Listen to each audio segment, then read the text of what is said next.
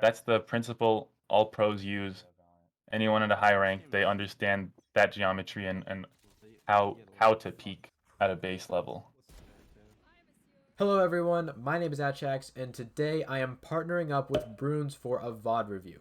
Broons is an Immortal player who not only is good at the game himself, but from what I've seen also possesses the analytical skills to understand why and the communication skills to help others improve as well. You can check him out on Twitch or YouTube at the channel on the screen or by grabbing the link from the description. Today, Broons and I will be reviewing Immortal gameplay from one of the games on his stream and putting our heads together to see what he does well that you can add to your gameplay and which mistakes he makes that you may wish to avoid. Enjoy! And one thing that I do want to point out too is that something that other players might not have done is when Broons is fighting the Sova here, he gets the dink, then he just backs off. Like, he doesn't try to finish the fight. A lot of people will try to get over aggressive and finish it out when, you know, playing off your team and playing the angles is can be a lot better. Yeah, since we have bomb planted, it's better to play for the bomb instead of ego peek and trying to get a frag. Is it working now? It's ult already. Oh my god! I walled it. I smoked off spawn. Oh my god! One drop. I don't have smokes.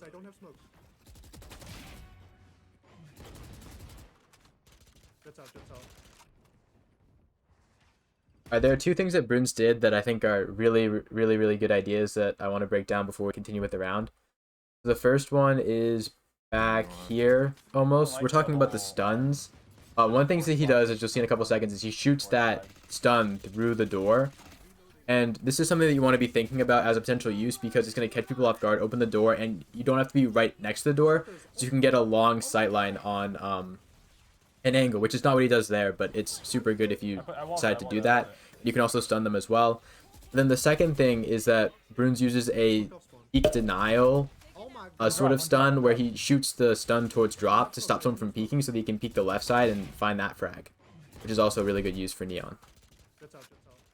Yeah, another thing about opening the door is that when you shoot the stun through it, it's not like the TP on bind where it makes a different noise if a gun or an ability goes through it. It makes the same door opening noise, so people don't know if anybody actually went through it. This is top tier Valorant. And creating that uncertainty too is really going to help invalidate positions at higher levels, where rather than taking the 50-50, players are more likely to just back off and not take the risk. Yeah, and amidst all that chaos that was happening in A main, it's common for someone to slip through the door. So by me opening it and making that noise, it takes some eyes off of the A main push. Oh, I'm running. You vault, Grim, you vault. I flashed too.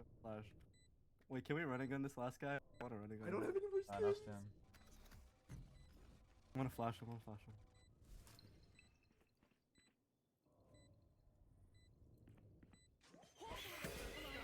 Oh, he just flashed himself.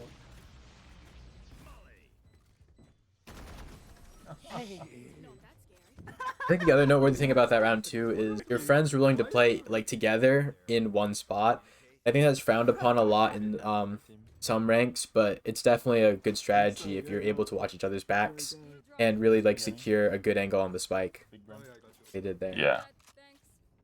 It's also like a way to shield Brim when he has his ult, just to not let him take the first fight. Because if he was playing tower alone and the enemy pushed it and killed him, then we don't have that Brim ult to secure the round.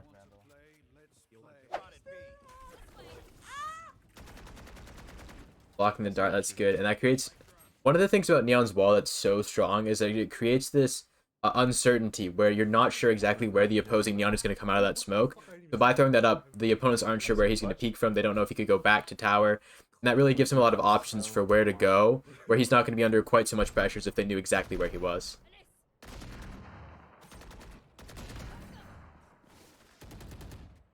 Obviously, these guys aren't trying the hardest, but if you look at the map, they have, at the start of that round, very low piece activity. And you can see how, just on the mini-map, that they aren't really attacking a lot of different angles. They aren't really... There's a guy going across the zipline, two people going across the zipline. And this is one of the reasons why it's important to be there at the start of the round. You want to have a very high piece activity where your team can, like, affect many areas and have an influence and control over many different areas. And this is especially important on Fracture, where there's so many different angles to come at from all around the map. So when you're taking the game seriously and you're doing a full default, you want to be spreading out across the map, especially on Fracture, and being present at the start of the round. Amen. Oh shit. Yo, you got that? Yo. We lost. Bottom side. Oh shit. Owie. You just flash yourself. Okay, I'm seeing a severe I just flashed. And then funneling too is the other thing that's present here. If you're gonna come for drop on this map, you really don't want to have 3 people or 4 people like up here on the one spot, because it's so hard to just jump all out. They can just 1, 2, 3, 4 all of you guys with like a 1 spray.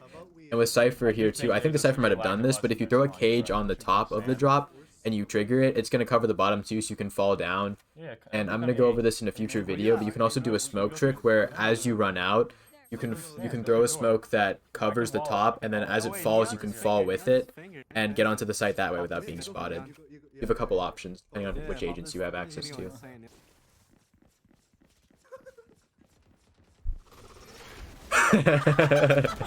Okay. Immortal, ladies and gentlemen, this is where it's at. Dude. Everybody thinks Immortal is just like super try hard plays, but we like to have fun sometimes. Like an underrated part of getting better and ranking up is not getting mad. Because if you get mad, you're gonna get tilted and you're gonna play worse. And once I stopped getting mad, like recently, I started playing a lot better, and I'm averaging like 20 kills a game. Absolutely. Just yeah, like when I lose 13-0, I might be frustrated in how we're playing, how my aim is, how I'm performing, but I'm not gonna let that bring me down the next game. Absolutely. And the ability to like reset, like, you know, if you're a basketball player, every shot you take, you reset after whether you miss or make it. So you go into every single shot with the exact same state and you're not thrown off by your previous ones. Don't let your previous losses make you lose in the future. Oh yeah, the other thing is that an underrated part, building off what Broons said, of being like at a higher level too, is you see these guys who are going and they're just trying different strats in this game. It's a little bit silly, like going around behind people like you would on Inferno, but that experimentation is what helps these players be on the cutting edge and get these breakthroughs and play in new and exciting ways that the opponents can't anticipate. And experimenting and messing around and having fun with the game is a great way to actually get that competitive edge as well. Like if you think about Grim, you know, people knew to wall up, but he just messed around and he took it to the next level, and that's what makes him it gives him a serious advantage. Yep. Trying new things only opens the door to being better. Write that down. Yep. Write that down, everyone. Get your journals out. Wait. Slow down. And I played in a scrim with a few bronze, gold, plat players, and a lot of the strats I was calling, I took the IGL role for that match, for those few matches, and a few of the strats I called, a lot of them got like a negative outward reaction, saying like, why would you do that? That's so dumb. And they ended up working, and people just are not open to new ideas a lot of the time, which leads them to only knowing a few strats or knowing how to play a certain way and not unlocking their full potential. Which, you know, continuing with that too, is also a lot of reason why you might have a lot of inconsistency. If you only have one style, there's so many styles out there that are just strong or weak against other styles, that if you just play with the same one against every different kind, you know, your style is just going to perform very well or very badly against different things, and you're not going to be able to adapt and change it, so you can just consistently do good. Yeah, it's just like Pokemon. You can't use a fire type against everything, you know? You have to switch it up according to what your opponent has. I'm bad on letting you die there. Great analogy. I love it. Fake the sand rush. I like that. Can you go back a bit to that, when I slid to default right here? Yeah, so here, we'll wait for it to get there. If you're sitting in this corner, you only have one place to peek from, and that's to your left. But as the Brimalt goes down, I realize I have some time, and I run to default or dice, whatever people want to call it, so I can peek both canteen and spawn at the same time. And that too, I think it's a really good example of how to play a close angle like that. if you see, he comes up on dice here, and when he swings out like horizontally. I'm trying to get to stop without it being like blurred, Pause, but darken thing. yeah. Yeah. But basically he comes out like almost static. Like he walks directly to his right. His crosshair's not really lined up. But that's kind of how you have to play a close angle because of the geometry. The opponent's going to see you first. So by wide swinging, he can displace the crosshair, and then he just kind of has to flick. And that might be technically a disadvantage. It has its advantages and disadvantages, but it's definitely how you want to play one of these close angles. You don't want to be slow peeking out of something where they're going to see you first, because they'll just headshot you or tap fire you before you can get the drop on them. So they would have a significant advantage unless you played in the way that Broons did there. What? I just wanted to see if he had the RGX. He was lying on me, but apparently he wasn't. I don't have RGX. I have it, but not equipped. What? What's wrong with you, man? Seriously, that's the biggest tip in this I entire know. video. Equip the RGX if you have it. Yeah, over the Prime, man? I felt like using the Why would he put Prime over RGX? Don't call me that, dude. He should get demoted just for that. I mean, it's a form of endearment. Absolutely. On site. Okay, that's something that I want to talk about too. So, what was your thought process with that dash there? What the fuck feels like using Prime? I didn't know. I thought my team was closer behind me, which is my fault. I thought they were coming with me, but I seem to forget that Neon runs faster, and her slide is even faster than how fast she runs. So my team wasn't that close to me. But sliding when you go onto site, clearing a lot of angles is very helpful, because it's really hard to hit a sliding Neon because she's going super fast and she's at a crouched head level or even lower than that. So it's basically a jet dash, but you have your gun out. It's really good. But I just didn't have my team to back me up, which I thought I did. And also, if you do decide to do that, usually you should buy a Phantom, because you can get more shots off faster. And it's hard to be accurate with your first shot when you're sliding, moving really fast, aiming to your side. So I usually like to buy a Phantom if I neon slide. They all walk with their back. Then to add to that, a lot of people will say like never jet dash at people, never slide at people. I don't know if that was calculated. That's why I asked the question.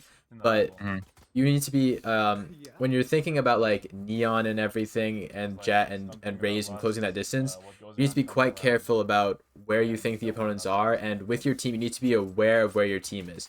So if you're jet, you're gonna dash forward, and I've heard a lot of randoms in games say things like, "Why weren't you guys with me?" when they were the ones who opened that gap up between them and their team. And you just need to be aware of when you're isolated, when you're making decisions. That's all I have to Yeah.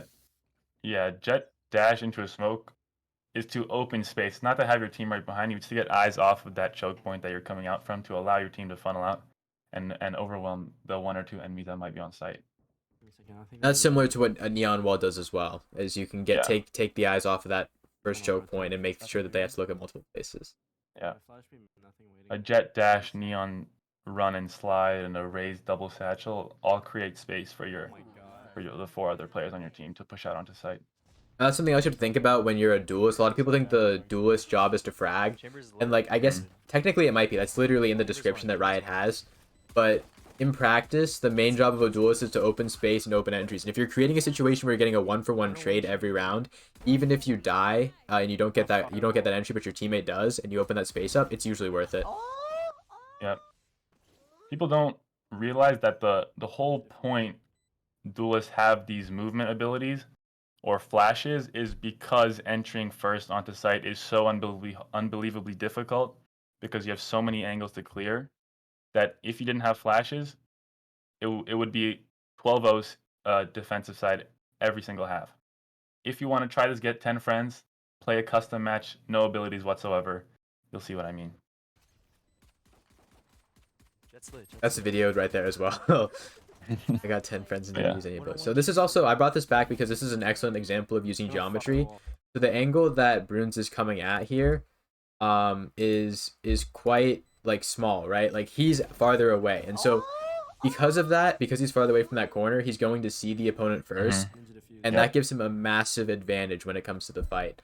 So that's why he's peeking so slowly and so far back, as opposed to before when I mentioned when you're close to an object you want to swing out wide and then flick. When you're farther away than your opponent, you might want to slowly peek it, see them first, and then get that advantage. Yep. Yeah, a lot of people don't seem to grasp that, and it may be hard to sort of understand the concept of it, but if you just go into a custom with one friend, put them really close to a corner, you go far away, you'll see what we mean. That's the principle all pros use. Anyone at a high rank, they understand that geometry and how to peak at a base level. The other thing you'll notice, guys, too, about the way that these guys are playing defense is they're playing an offsite defense, even after they got the spike down. So a lot of people will get really over ambitious to like cover the spike once they get it down, and you need to realize when you need to let the spike go, let them get it back, because investing more is not going to bring you like more value than just letting them have it. Or when you just need to watch it and maybe use the spike almost as bait to get an advantage, kind of like how people did airdrops in PUBG. You definitely don't need to do that, but that's just one suggestion that you can use to take into account when you're playing with a spike down. I'm 9. Bruins, what do you think about Cypher in the current meta with him? Do you think he's fallen off more over time, or? Yeah. He was really good in 2020 and 2021, I think, but Chamber's better. Astra was a good, not an exact substitute, but she was another. I think she's a controller or a sentinel. But now that she's nerfed, I don't know how much he'll come back. Cypher's always been like a decent agent, but he's at this point in time, I don't think he's a top one right now. Fuck. Through. See, that wall too is exactly what I was talking about before with like the misdirection, where you know you can throw the wall and now Chamber doesn't know if he went to the right or if he's still on the left, and Bruins uses that to his advantage by opening up with a peek, where if the Chamber was there, he could have caught him off guard. The Cypher's trips, like he sits on site, and they always walk up to his trip beam and don't shoot it and just wait for me. Your thoughts on shotguns on Fracture? All right, guys, if I die here, we lose. What about shotguns? What do you think they're viable on Fracture? I really love the shotgun. I especially like the Bucky in Nest, which, you know, usually it's terrible, but there's something about the range of it In when people Nest? are coming up the rope that it's actually really good. Yeah. Oh, in Tower? Like Tower, on B? yeah, tower on B. We went spawn. You think I care? I think it's good if you have cover from your other side, but the fact that they can come from both like B main and arcade or A main and dish makes them hard to use if you don't They're gonna peek. get peeked first, if they don't come to your side first. Absolutely. And I think too, the way that I use it is like very, very opponent specific. If I have a team that's going to be rushing a lot and going to be going up the ropes a lot very early, that's when I'm going to be using it, and not when they're going to be... Shotguns in general are just worse when the opponents kind of slowly pick off the angles you can hide behind until they collapse on your position. But they're going to be better when you can catch people off guard because they're being careless or running around too fast. 100%. I think a lot of people don't understand that what guns you use should be based off of how your opponents are playing. The guns you pick, don't pick a Marshall if they just hold W all the time. Instead, take a Judge or a Spectre. One of the best things about Neon Slide is that it completely eliminates good crosshair placement. And at this level, almost every person has great crosshair placement. Yeah, this is one of those weird things where it might be more useful in Immortal than in like Bronze. Yeah. But I know, like, absolutely 50% of my eliminations are just crosshair placement plus reaction time equals headshot. Average like So. one view. It's a bot. Yeah, and my reaction time isn't even that good, and so I compensate by putting my crosshair a little bit further out from the angle. Yeah, same here. Mine's not... I think I'm, like, sitting at somewhere between 170 and 240. I'm actually writing a reaction time video right now, so this is why it's fresh in my head. Oh, nice. But, a lot of what the way that reaction time works is it's not like direct translation, raw reaction time to like practical reaction time, like someone appearing on your screen. But if you have the right techniques, you can avoid slowing yourself down in other ways that people are slowing themselves down, and then you can get it looks like you have a fast reaction time when you're really not that fast. I'll talk about it more in the video if you guys are interested. I can link that in this description. Yeah. Yeah, a lot of holding angles is being ready, not even having fast reaction times, but sometimes if you catch yourself looking at the mini map or thinking about next round or something, or even slouched back in your chair with your back against the backrest, you're gonna have slower reaction time than if you have your chest against your desk and you're really focusing on that angle.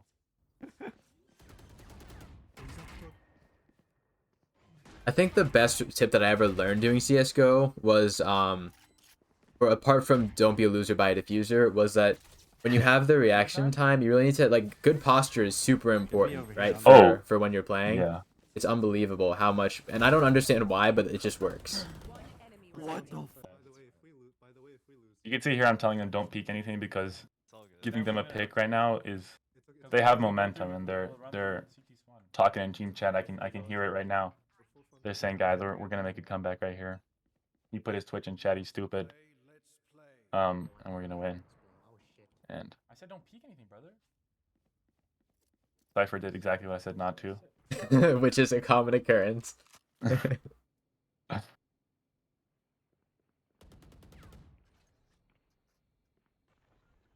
Yeah, and that I mean that brings up another good point too that I learned from sports and things is when your opponent has the momentum, what you need to do is slow the whole game down and make everyone kind of play the game methodically, and you can kind of reassert your momentum at that point.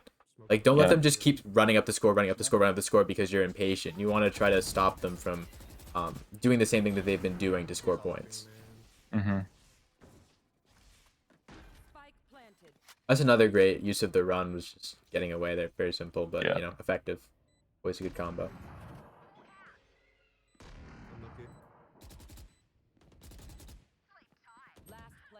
Unlucky.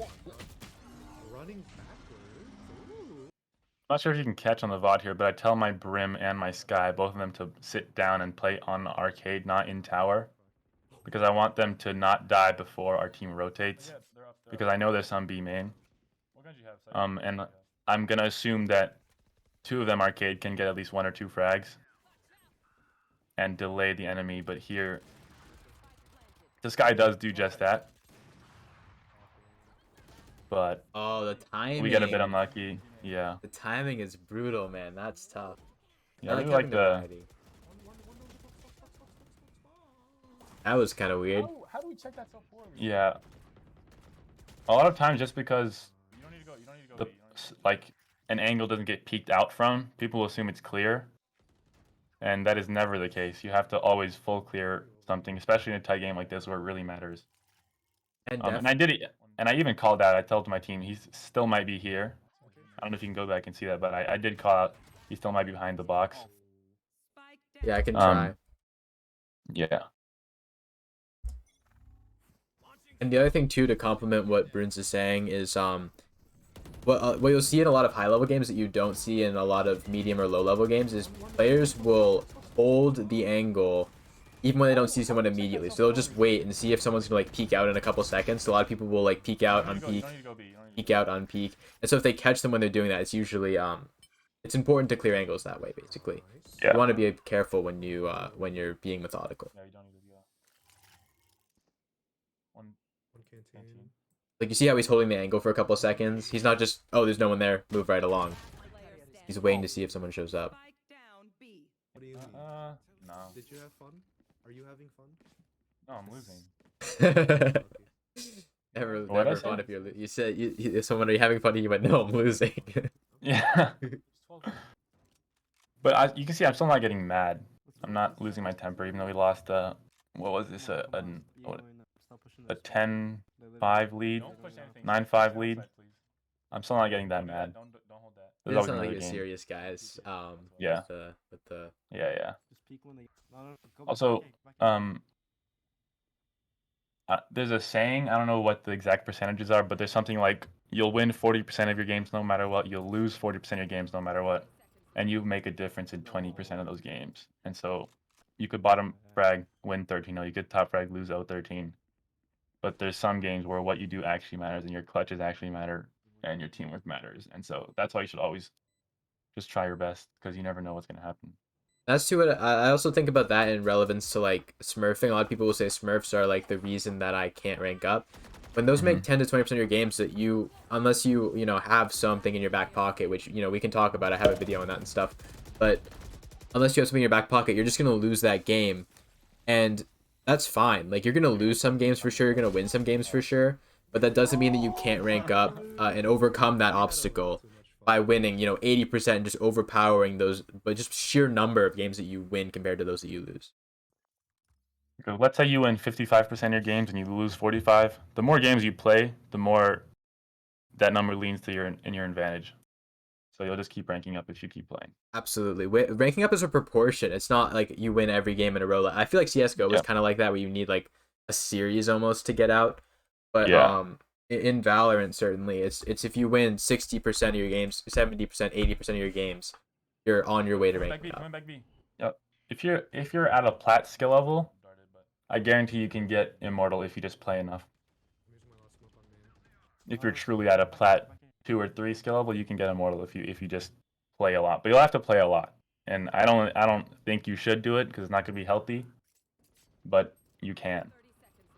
The potential is there, according to Broons. Exactly. All right. I mean, yeah, this was a really good game. I feel like we didn't necessarily go over Neon so much as we went over literally everything else. I think Neon and Jet are the two best space creating agents because they both have a movement ability and a vision blocking ability. So Jet, you can smoke and then dash into it, and Neon, you can wall and run and slide past it. And with Neon, you can run on the left side of the wall, right side, or in between the two walls. And so your teammate, the enemies, will have a hard time figuring out where you are and where to aim. Please, I beg. So that's a good. I can't entry for the life of me if I'm not Jet or Neon. I cannot do it or Raze. So other than that, I play Chamber, I play KO a little bit, but the only way you can get me to entry, I can't lurk, I can't entry, I suck at all those, and I understand that I do, and I don't do them because of that. And the only time I will entry, as you've seen in this game, is when I'm playing Neon or Jet. So I play to my strengths. I understand that I love to clutch. If you ask me who do you want on my team to be in a clutch, I'll say me every day of the week. I love clutching. I understand that I can clutch, and that I'm good enough to clutch against any skill level players, and that's what doesn't hinder me from doing so. Oh, yeah, my bad. Yeah, it's definitely important too. This doesn't mean that Broons will never ever lurk or anything off of one of the a different agent or entry off a different agent. But you want to be, apart from trying new things out, also good. There's a healthy balance where you don't want to be doing things that you know that you're bad at in competition. A lot of people just don't play unrated, don't use deathmatch. But those are really good places to experiment and learn things that you know that you're bad at and bring them to a better level, rather than letting them the bad things that you're bad at drag down your actual competitive rank. Wait, what? How did I have Spike? When did I That's take pretty much all I Spike? have to say for this video. Have a good night, man. Yeah, same. It was a good game. You guys got a treat watching some Immortal gameplay for sure. This is good. I'm enjoying it at least. Yeah, it's also a learning experience for me because watching back your own VODs is one of the best things you can do to learn, because it's a completely different experience from playing. It's hard to tell what you're doing wrong through your own eyes, but when you watch it again, it's like, oh my gosh, I suck. That's at least that's what I think every time I see it. Then I get to work on those, fix those, move along to the next set of mistakes. That's improvement right there. Yeah, and I realized recently that my cross replacement isn't that good when I'm not mindfully entering a fight, when I'm not initiating a fight, and so I put it and I've put it in my notes somewhere that I have a Valorant to get better at my cross replacement when I'm just running around the map or not expecting a fight. You want to check out that chamber clutch? I do, yeah. Where is it? I think it's the game before this, I think. Okay. You're gonna have to be a tiny bit more specific.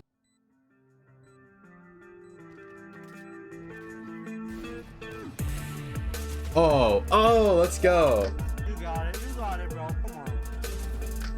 I love that. That's the best thing ever. Oh my god. That's why I love chamber up, because you can actually quick scope. So good. Quickscope is also underrated. It is. All right, well, thank you so much for doing this with me, Broons. Guys, don't forget to check out Broons' Twitch, his Discord, his channel. Those will all be linked in the description down below. And I will see you next time. Yeah, peace.